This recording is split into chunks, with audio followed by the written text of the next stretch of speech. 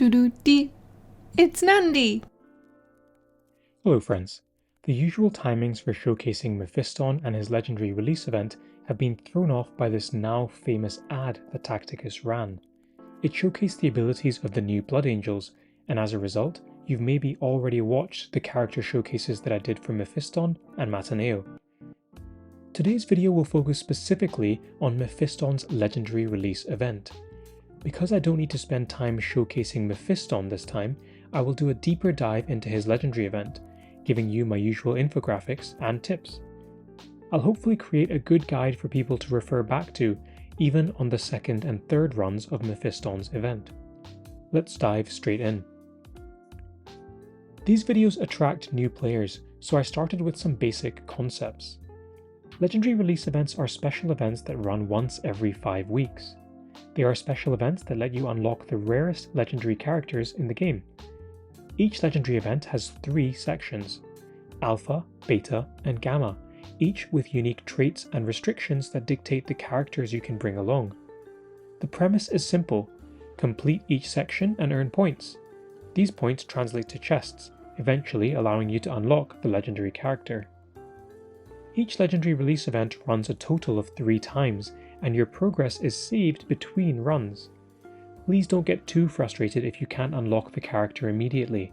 These events are designed as endgame content, and are something fun to aspire to and progress to. This event is the first run of Mephiston's legendary release event. To unlock Mephiston as a free-to-play player, you'll roughly need to clear 8 levels of the Alpha, Beta, and Gamma tracks fully. This requirement is reduced to 6 levels if you buy both in-game offers.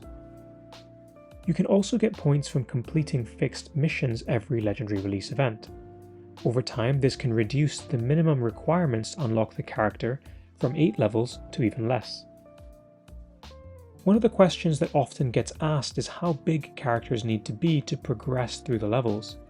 On screen here is a rough guide to how big to build your characters.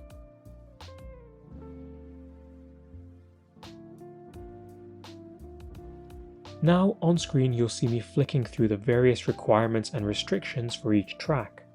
The required traits are also being cycled through on screen, including the points earned.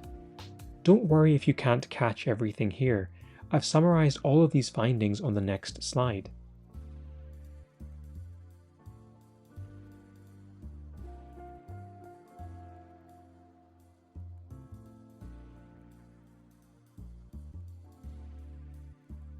This summary slide details the enemies and requirements for each track. Feel free to pause and take notes or a screenshot if you'd like. I haven't done one of these infographics in a while, but some people like it. At a glance you can tell here how many points each character scores for the event, and parse where you might need to focus your efforts. The main thing I noticed when putting this infographic together is that characters' overall score was much lower when compared to other legendary release events.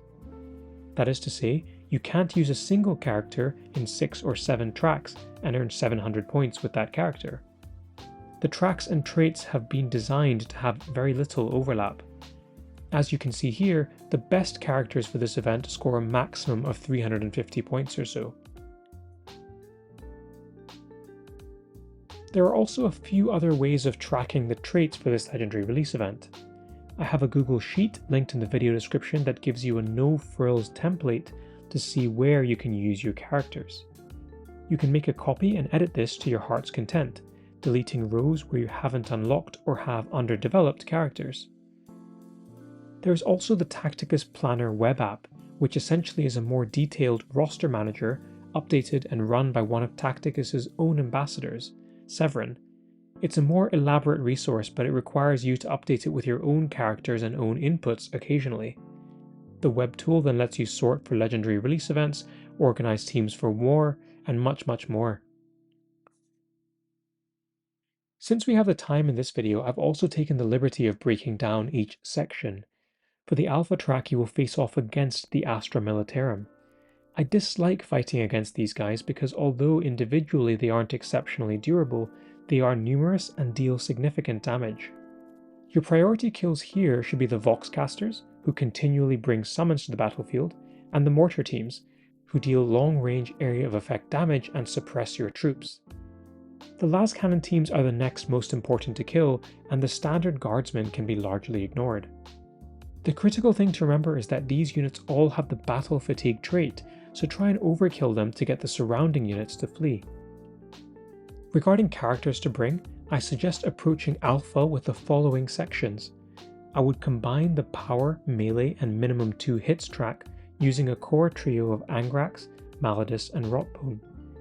Angrax is my favourite legendary release character due to his passive, and Maladus and Rotbone will clear through large swathes of enemies. I'd tackle the flying track on its own, and here the best 2 characters will be Revas and Aleph Null. The latter is a powerful mechanical healer and should provide the sustain needed to move through the higher levels of difficulty. If you have the Winged Tyranid Prime already leveled up, it's also a reasonable consideration, as the Winged Prime's summons will provide some distraction to the enemy. The Psychic track will be the hardest for Alpha, especially as Imperials are not allowed. Your best bet here is to lean into the Psychic Summoners, as these summons will be necessary to distract the enemy forces from your main characters. For Beta, we battle against the Death Guard and Black Legion. The most dangerous unit here by a significant margin is the Poxwalker. They are defensively fragile but do a tremendous amount of damage and reduce the armor of your units. Try to pick them off at range whenever possible. Additionally, when these Poxwalkers kill your non-mechanical units, they create more Poxwalkers, and therefore summon strategies are hurt slightly. Beyond the Poxwalkers, the rest of the enemies in this track aren't actually too difficult to defeat. I would divide the traits like this. The first and easiest is physical with no big target. Tangita forms the cornerstone of the mech team in guild raids, but his summon ability is also perfect for legendary release events. The Skitari are tanky, durable, and deal reasonable damage. They can be continually summoned for turn after turn of Tangita's attacks. Gibascraps pairs well here, also bringing a summon and being able to repair Tangita. Mataneo completes the core trio, as he can summon recurring meat shields as long as he charges in combat that turn. Next, I would use the same combination of Aleph Null and Revas to tackle the mechanical section with a minimum of 3 hits. There are quite a few options for a third character here. I like Anufet as the Necron is sometimes used in the guild raid mechanical team, but Boss Gulgort might also be another option, depending on how his future rework goes. Finally, Piercing stands alone and there are limited options here. The best character is Sho, who provides long-range damage and has summons to distract enemy fire. You can pair Sho with Tyrant Guard and Incisus, who provide frontline tanking to keep the enemies at bay. Finally, we fight the Eldari for Gamma, but thankfully the developers have not coded enemy Wraithguard to defeat for this event. The tricky unit here is the Harlequin Player, a unit that has an ability called the Kiss of Death. This does direct damage to units adjacent to one another, which can hurt especially at higher levels, as direct damage has a 100% pierce ratio. Be mindful that the Warlock's ability to conceal prevents the Guardians from fleeing through battle fatigue, so they are priority number 2 to kill. I've divided up the traits like this. Tangita and Actus should be enough to do most of the heavy lifting for the range and max 2 hits trait. For no mechanical, we can go back to Old Faithful, Isabella and some tanky characters. You can hide in a corner of the map and use Isabella's passive heal to wear down waves of enemies. The power trait is more challenging due to the small pool of characters. I've recommended Mataneo and Yarrick as summoners and Brother Burchard as a tanky character who has area of effect damage. I'll maybe sign off there. I've just started a Patreon for my channel. If you are fortunate enough to be in a position to support me and my content, I'd love if you could check it out. If not, I've left my Refer a Friend code here on screen. If you are a newer player, you can enter it and earn yourself 100 Blackstone. It is single use though, so choose who you support carefully. Bye for now. Doo-doo-dee. It's Nandi!